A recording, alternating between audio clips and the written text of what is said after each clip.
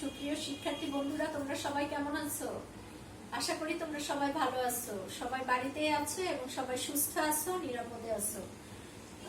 তোমরা যারা দশম শ্রেণীর শিক্ষার্থী, আমরা জানি যে তোমাদের একটা পরীক্ষা হয়ে গেছে এবং খুব অচিরেই হয়তো তোমাদের রেজাল্ট হবে এবং সামনে আরো তোমাদের পরীক্ষা আসছে। তো তোমরা সেই অনুযায়ী কি করো, যে বাসায় সবাই ভালো করে বই পুস্তকের সাথে লেগে থাকো, যাতে পরীক্ষাগুলো আমরা অনেক ভালো করে দিতে পারি। তো আমি তোমাদের সিলেবাস অনুযায়ী ক্লাসে যেগুলো করিয়েছিলাম, তো তার বাইরে আমি কিন্তু বেশ কিছু তোমাদের অনলাইন ক্লাস নিয়েছি। আশা করি তোমরা সেই ক্লাসগুলো সবাই দেখেছো এবং দেখছো। তো আমাদের যে টপিকগুলি বাকি আছে সেগুলো নিয়ে আমরা কি করব, যে আলোচনা করব। তো আজকে আমি তোমাদের সামনে যে ক্লাসটা নিয়ে এসেছি, তোমরা সবাই জানো যে বরাবর আমি বাংলা ব্যাকরণ ক্লাসটাই নিয়ে থাকি। আমাদের বাংলা দ্বিতীয় পত্রের যে অংশগুলি আছে, তো সেই অংশ থেকে আমরা আজকে যে অংশটা পড়াবো তোমাদের হচ্ছে বাক্যের শ্রেণীবিভাগ। এই বাক্যের শ্রেণীবিভাগে আমরা দেখবো যে স্বরভঙ্গি ও বাকভঙ্গি, এই বিষয়গুলো নিয়ে আলোচনা করা আছে। তাহলে আজকে আমাদের পাঠের যে অংশ বা পাঠের যে অনুশীলনী, সেটা হলো বাক্যের শ্রেণীবিভাগ এবং তার সঙ্গে সেটা হলো স্বরভঙ্গি ও বাকভঙ্গি। তার মানে কি, স্বরভঙ্গি, বাকভঙ্গি এবং বাক্যের শ্রেণীবিভাগ নিয়ে আজকের অংশটি আমরা কি করব, যে তোমাদের সামনে আলোচনা করব। তোমরা সবাই বই পুস্তক খাতা কলম যার যা প্রয়োজন সবকিছু নিয়ে কি করো, যে বসে পড়ো এবং খুব মনোযোগ দিয়ে আজকের ক্লাসটি তোমরা করো। যদি মনোযোগ দিয়ে আমার কথাগুলি শোনো, তাহলে এই অধ্যায়টা অত্যন্ত সহজ হবে এবং পরীক্ষার জন্য আমাদের কি হবে, যে অনেক কাজে লাগবে। তো যেহেতু আজকে আমরা কি করছি, যে বাক্যের শ্রেণীবিভাগ করছি, তাহলে আমরা সবাই জানি যে বাক্য কাকে বলে। বাক্য কাকে বলে বলো তো, যে কি বাক্য কাকে বলে? আমরা কি ভুলে গিয়েছি যে সুবিন্যস্ত পদসমষ্টি দ্বারা বক্তার মনোভাব সম্পূর্ণরূপে প্রকাশ পায়, তাকে কি বলা হয়? বাক্য বলা হয়, তাই না? যে সুবিন্যস্ত পদসমষ্টি দ্বারা বক্তার মনোভাব সম্পূর্ণরূপে প্রকাশ পায়, তাকে কি বলা হয়? বাক্য বলা হয়। অথবা যদি আমরা আরো সহজ করে মনে রাখতে চাই, যে পরপর কি করে শব্দ বসে যখন কি করে, যে বাক্যে বক্তা যা বলতে চেয়েছে সেটা যখন সম্পূর্ণরূপে তার মনের ভাব প্রকাশ করতে পারে, সেটাকেই কি বলা হয়?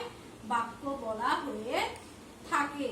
তারপরে দেখো যে এরপরে আমরা যেটা যাব, সেটা হলো স্বরভঙ্গি বা বাকভঙ্গি। স্বরভঙ্গি বা বাকভঙ্গিটা কি জিনিস, তার আগে আমি তোমাদের কাছে, দেখো সবাই বোর্ডে খেয়াল করো যে এখানে কিছু বাক্য লেখা আছে। যে 1 নম্বর বাক্যতে বলা আছে যে অনেক অনেক দিন আগে বিজয় সিংহ নামে এক রাজপুত্র ছিলেন। তাহলে প্রথম বাক্য আমি লিখেছি যে অনেক অনেক দিন আগে বিজয় সিংহ নামে এক রাজপুত্র ছিলেন। তারপরে দেখো দ্বিতীয় বাক্য। দ্বিতীয় বাক্যতে আমি লিখেছি প্রকৃতি কি সুন্দর সাজেই না সেজেছে। প্রকৃতি কি সুন্দর সাজেই না সেজেছে। দেখো তৃতীয় বাক্য, দুঃখ বিনা সুখ লাভ হয় কি মোহিতে। দুঃখ বিনা সুখ লাভ হয় কি মোহিতে। এরপরে দেখো 4 নম্বর বাক্যে বলা আছে আমার মাথা নত করে দাও হে তোমারও চরণ ধুলার তলে। আমার মাথা নত করে দাও হে তোমারও চরণ ধুলার তলে। এরপরে 5 নম্বর বলা আছে দীর্ঘজীবী হও। তারপরে 6 নম্বর বলা আছে সবারে বাসরে ভালো। 7 নম্বরে বলা আছে উঠে বসো। তার মানে কি, আমি এই বাক্যগুলি তোমাদেরকে কি করেছি, এই বাক্যগুলির সাথে পরিচিত করার একটাই অর্থ, যে আসলে এই বাক্যগুলি কোনটি কোন ধরনের বাক্য। আমি যে বাক্যগুলি পড়লাম, এই বাক্যগুলি পড়ার সময় কি হয়েছে, আমার কণ্ঠের কিন্তু পরিবর্তন হয়েছে। যে অনেক অনেক দিন আগে বিজয় সিংহ নামে এক রাজপুত্র ছিলেন। তাহলে এই বাক্যটাতে দেখো কি, এটা হলো সাধারণ একটা বর্ণনা। আমি এখানে একটা সাধারণ বর্ণনা দিয়েছি যে অনেক অনেক দিন আগে একজন রাজা ছিল, কিংবা অনেক অনেক দিন আগে এই দেশ কি খুব সুন্দর ছিল, কিংবা এই দেশে কোনো অভাব ছিল না। এই যে কথাগুলি, এগুলি কিন্তু প্রত্যেকটাই জাস্ট একটা বিবরণ বা একটা বিবৃতি দেওয়া হয়েছে। বিবৃতি দেওয়া হয়েছে, সেই জন্য এই বাক্যটার নাম কি? বিবৃতি। সাধারণভাবে একটা বর্ণনা পেয়েছি, সেই জন্য এই বাক্যটার নাম কি বলা হয়েছে? বিবৃতিমূলক বাক্য বলা হয়েছে। এরপরে দেখো 2 নম্বর বাক্যতে আমি বলেছি প্রকৃতি কি সুন্দর সাজেই না সেজেছে। তার মানে কি এখানে আমি অত্যন্ত কি হয়েছি, আমার মনের গভীরতা আবেগ প্রকাশ করেছি, বিস্মিত হয়েছি যে বাপরে প্রকৃতি এত সুন্দর সাজে সেজেছে। তার মানে কি যে এই বাক্যটা কি ধরনের বাক্য? বিস্ময় সূচক বাক্য। এরপরে আমরা 3 নম্বর বাক্য দেখেছি যে দুঃখ বিনা সুখ লাভ হয় কি মোহিতে। তার মানে কি এখানে আমি এই বাক্যটাতে কি করেছি? প্রশ্ন জিজ্ঞাসা করেছি। তার মানে কি যে এই বাক্যটা কি প্রশ্ন সূচক বা প্রশ্ন বা জিজ্ঞাসা সূচক বাক্য। এরপরে বলা আছে দেখো, বলছি আমার মাথা নত করে দাও হে তোমার চরণ ধুলার তলে। তার মানে কি যে এই বাক্যটাতে কি করা হয়েছে? এটা হলো একটা প্রার্থনামূলক বাক্য, যে সৃষ্টিকর্তার কাছে আমরা অনেক সময় কি করি? প্রার্থনা করে থাকি। তাহলে এই বাক্যটার মাধ্যমে কি করেছি? যে আমি প্রার্থনা করেছি। তাহলে এই 4 নম্বর বাক্যটা হলো প্রার্থনামূলক বাক্য। এরপরে 5 নম্বর বাক্যে বলা আছে যে দীর্ঘজীবী হও। তাহলে দীর্ঘজীবী হও মানে কি আমি তোমাকে কি করেছি? আশীর্বাদ করেছি যে আল্লাহ তোমার মঙ্গল করুক, কিংবা তুমি সুস্থ থাকো, তুমি ভালো থাকো, তুমি দীর্ঘজীবী হও। এগুলা কি?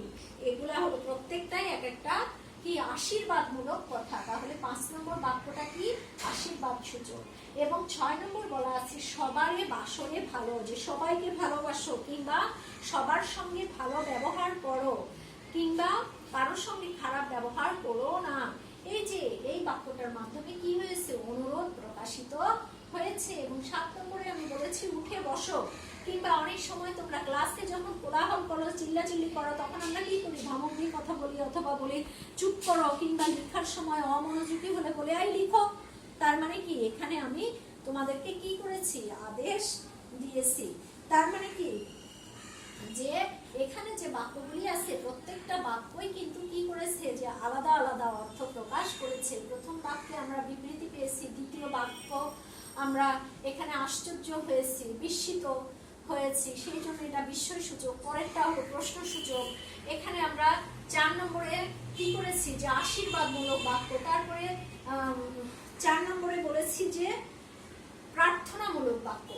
তারপরে হচ্ছে আমরা বলেছি যে এটা হলো আশীর্বাদ সূচক, এবং এখানে আমরা কি করেছি? যে অনুরোধ করেছি, অনুরোধমূলক বাক্য। এবং পরের যে বাক্যটা এটা হলো আদেশ সূচক। তাহলে এরকম বাক্যের মধ্য দিয়ে কি হয়? যে বিভিন্ন ধরনের যে অনুভূতি কিংবা বিভিন্ন ধরনের যে আলাদা আলাদা যে অর্থগুলি প্রকাশিত হয়, এগুলো আসলে বাক্যের এক একটা কি শ্রেণীবিভাগ। তারপরে মানুষের জীবনটাই কি?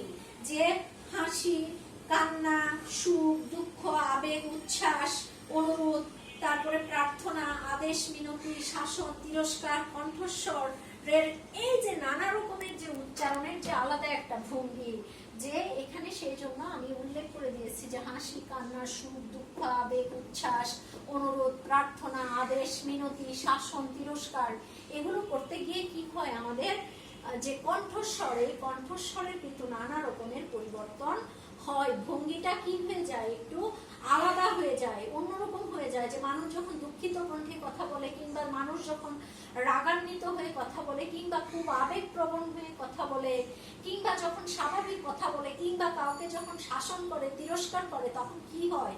যে তার কণ্ঠস্বরের ভঙ্গিটা কি হয়ে যায়? চেঞ্জ হয়ে যায়। তো সেই জন্য এখানে বলা হয়েছে যে বিশেষ জোর দিয়ে কথা বলা, কণ্ঠস্বরের ওঠানামা, কাঁপন, টেনে টেনে শব্দ উচ্চারণ ইত্যাদির দ্বারা বাক্যের যে বিশেষ বিশেষ অর্থ ও ভাব প্রকাশিত হয়। এই যে ভাব প্রকাশিত করতে গিয়ে কণ্ঠস্বরে যে তরঙ্গ সৃষ্টি হয়, এই তরঙ্গর মাধ্যমে কি হয়? যে শব্দগুলির অর্থ এবং ভঙ্গি কি হয়ে যায়? চেঞ্জ হয়ে যায়, পরিবর্তন হয়ে যায়। যে যখন একটা কথা আমি খুব জোর দিয়ে বলবো, কিংবা আমার আবেগ আমি যখন প্রকাশ করব, কিংবা আমার যখন দুঃখ প্রকাশ করব, কিংবা আমার যখন আনন্দ প্রকাশ করব, সেটা প্রত্যেকটা মানুষ আমরা যে যার জায়গাতে আছি। তাহলে এই বাক্যগুলি প্রকাশ করতে গিয়ে আমাদের যে কণ্ঠস্বরের যে কাঁপন কিংবা কণ্ঠস্বরের যে পরিবর্তনটা হয়, এই পরিবর্তনটাই আসলে কি বাকভঙ্গি বা কি স্বরভঙ্গি বলা হয়েছে, যে বিভিন্ন ধরনের কণ্ঠস্বরের যে পরিবর্তন, তো সেই জন্য বলা হয়েছে যে এই ধরনের যে ধ্বনি তরঙ্গ তৈরি হয়, এই ধ্বনি তরঙ্গকে বা স্বর তরঙ্গকে কি বলা হয়, স্বরভঙ্গি বলা হয়ে থাকে। তাহলে আমরা কি পেলাম, যে কথা বলার সময় আমরা যখন বিশেষভাবে জোর দিয়ে কথা বলি তখন আমাদের কি হয়, কণ্ঠস্বরের ওঠানামা করে, কিংবা কণ্ঠস্বর যখন কাঁপে, কিংবা যখন আমরা টেনে টেনে কথা বলি, এই কথাগুলো বলতে গিয়ে কি হয়, যে বাক্যের বিশেষ বিশেষ অর্থ ও ভাব প্রকাশ করা সম্ভব হয়। এই যে ভাব প্রকাশ করার সময় সে আনন্দ, দুঃখ, আবেগ, অনুভূতি, কিংবা সুখ, কিংবা শাসন, তিরস্কার, এই কথাগুলো বলার সময় আমাদের যে কি হয়, কণ্ঠস্বরের যে ধ্বনি তরঙ্গটা তৈরি হয়, যে পরিবর্তনগুলি তৈরি হয়, যে ভাব হয়, সেটাই আসলে কি স্বরভঙ্গি বা বাকভঙ্গি।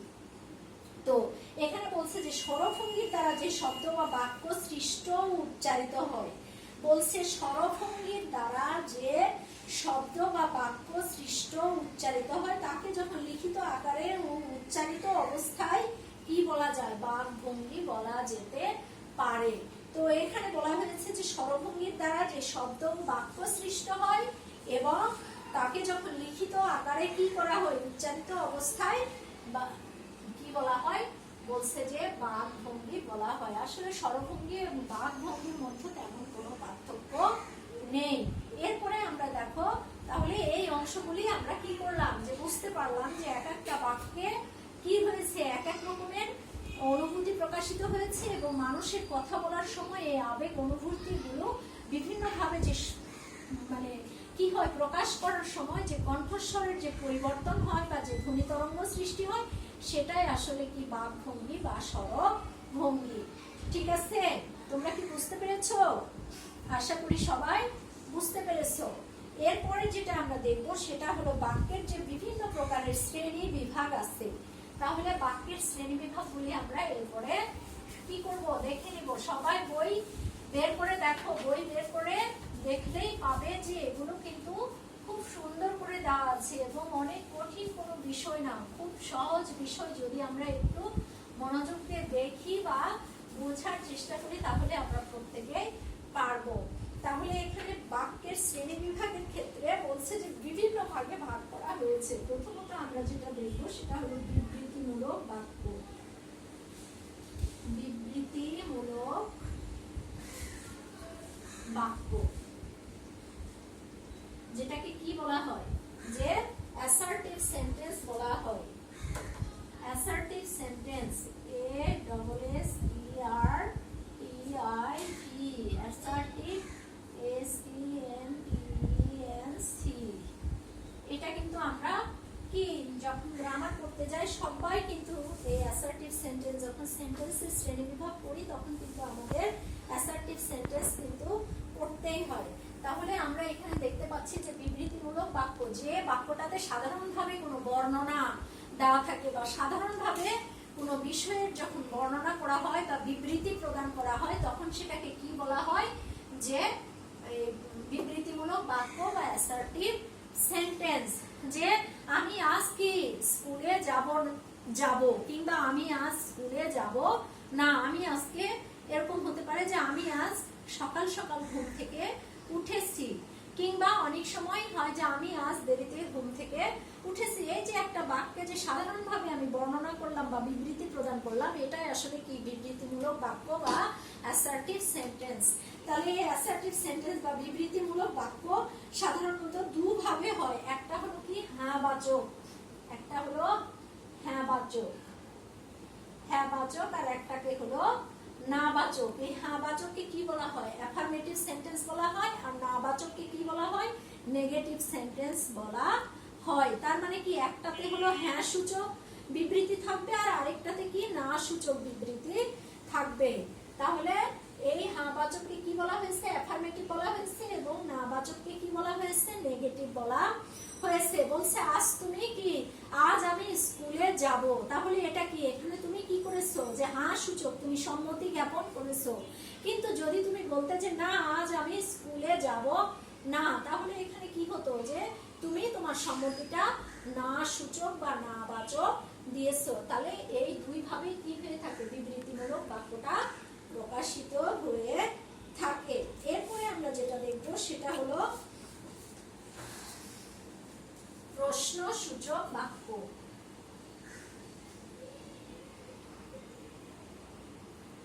প্রশ্নসূচক বাক্য যেটাকে কি বলা হয়, ইন্টারোগেটিভ। IN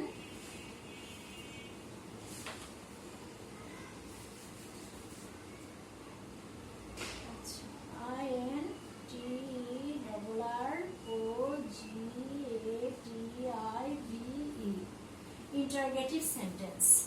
তাহলে আমরা এখানে দেখতে পাচ্ছি যে প্রশ্নসূচক বাক্যকে কি বলা হয়, ইংরেজিতে ইন্টারোগেটিভ সেন্টেন্স বলা হয়। তার মানে কি, যে বাক্যে কি করা হয়, কোনো প্রশ্ন জিজ্ঞাসা করা হয়ে থাকে, যে বাক্যের মাধ্যমে কি করে, যে কোনো একটা প্রশ্ন জিজ্ঞাসা করা হয়ে থাকে, বা বাক্যের মধ্যে যদি কোনো প্রশ্ন জিজ্ঞাসা হয়ে থাকে বা প্রশ্ন জিজ্ঞাসা সূচক বাক্যকে কি বলা হয়, প্রশ্নসূচক বাক্য বলা হয়ে থাকে, যেটাকে ইংরেজিতে কি বলা হয়, ইন্টারোগেটিভ সেন্টেন্স।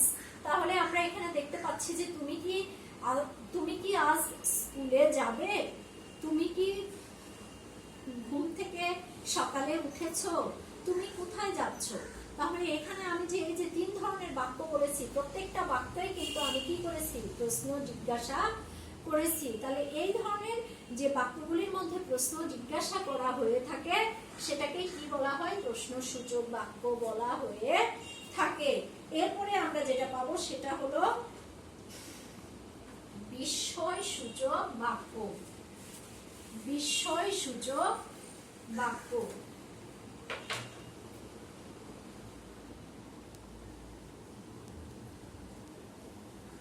বিস্ময়সূচক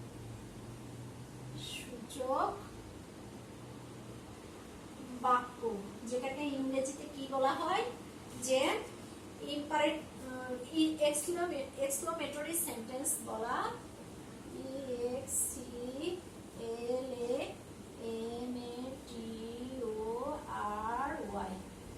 এক্সক্লেমেটরি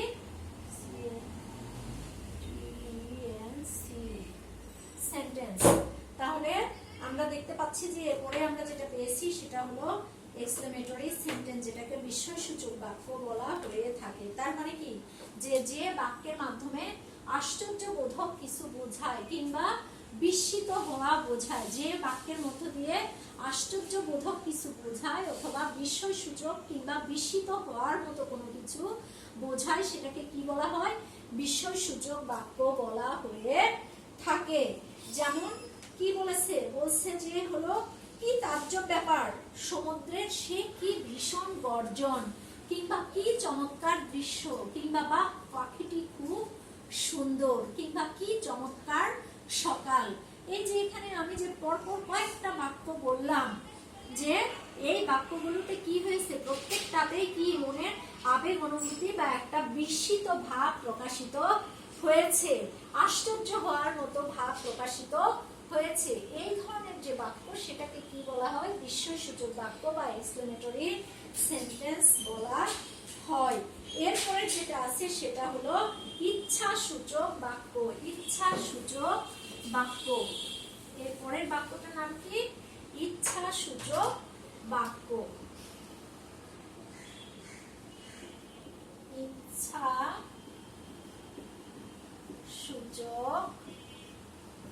বাক্য যেটাকে কি বলা হয়,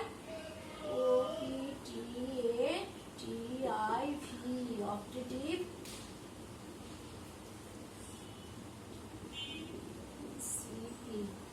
অপটেটিভ সেন্টেন্স। তাহলে এটাকে কি বলা হয়, ইচ্ছাসূচক বাক্য। এ ধরনের বাক্যে কি হয়, কোনো শুভজনক প্রার্থনা, কোনো আশিস কিংবা কোনো ইচ্ছা প্রকাশিত হয়, যে বাক্যের মাধ্যমে কি করা হয়, মনের ইচ্ছা উইলিংলি ভাবে কি করা হয়, প্রকাশ করা হয়, কিংবা কোনো শুভ কামনা জানানো হয়, কিংবা কাউকে কি করা হয়, যে কারো প্রতি কোনো কি, কারোর জন্য কোনো আশিস বা কোনো আশীর্বাদ, এরকম কোনো কিছু প্রকাশ করা হয়। এক কথায় মনের যে ইচ্ছা সেই ইচ্ছাটা প্রকাশ করা এবং কাউকে শুভ কামনা জানানো এরকম যেটা কিংবা প্রার্থনা জানানো এরকম যে বাক্যটা সেই বাক্যটাই আসলে অপারেটিভ সেন্টেন্স বা ইচ্ছা সূচক বাক্য। যেমন কি যে আল্লাহ তোমার মঙ্গল করুক কিংবা তুমি দীর্ঘজীবী হও, আল্লাহ তোমার মঙ্গল করুক কিংবা তুমি দীর্ঘজীবী হও। এই যে একটা মনের ইচ্ছা, সেই ইচ্ছাটা কি হয়েছে যে এই বাক্যগুলির মধ্য দিয়ে প্রকাশিত হয়েছে। এই ধরনের বাক্যকে কি বলা হয়? ইচ্ছা সূচক বাক্য অথবা অপারেটিভ সেন্টেন্স। এরপরে যেটা আছে সেটা হলো আদেশ সূচক বাক্য। আদেশ সূচক বাক্য, আদেশ সূচক বাক্য যেটাকে কি বলা হয়? ইম্পারেটিভ সেন্টেন্স বলা হয়।